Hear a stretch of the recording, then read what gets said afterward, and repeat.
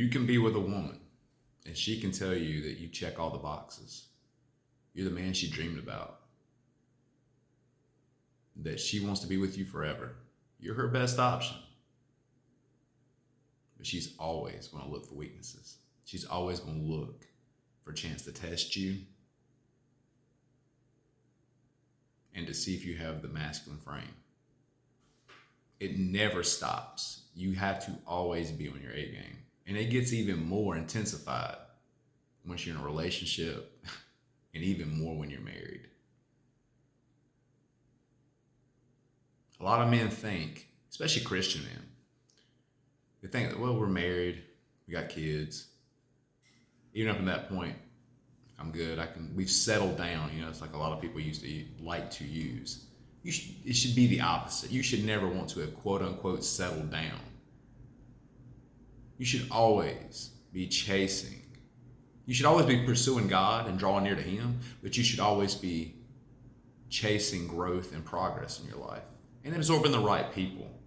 And that woman, if she was the right woman then, she should be still improving herself, but that's not your responsibility.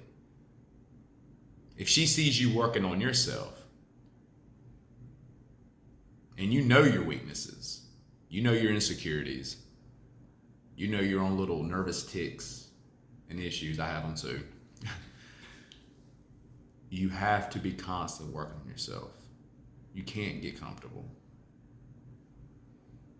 So yeah, say if you do check all her boxes, at least the general ones.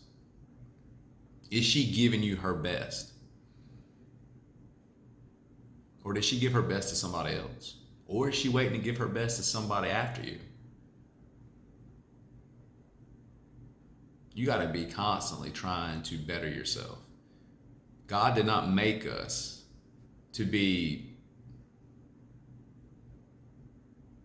average, mediocre. Maybe to the world standards. I don't chase what the world approves of. 9.9 times out of 10, I need to do the opposite of what society says. But I tell you what, I'm always chasing growing spiritually, physically, mentally, emotionally, psychologically, which they tie into those two, financially and socially. And the most important thing, taking Christ into consideration in everything I do from beginning to end. Because He's the only one you need to be seeking His approval. Even if you are married, if you're pursuing Christ and you're keeping Him first, it's going to trickle down. Headship, 1 Corinthians 11. She should see that if she's a true Christian woman. If she's feminine,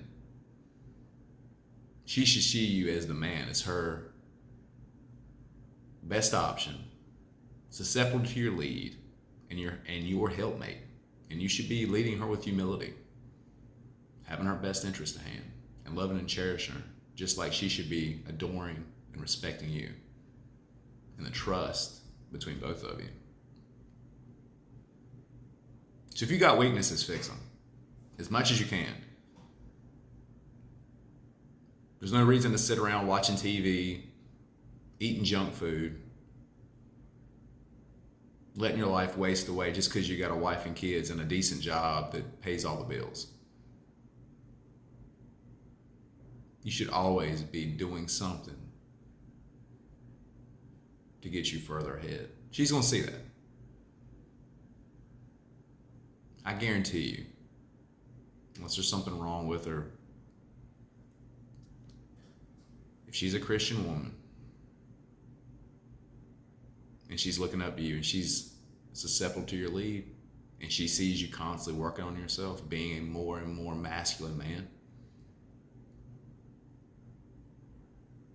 and letting the good Lord lead you along this life, she's going to fall farther and farther in love with you.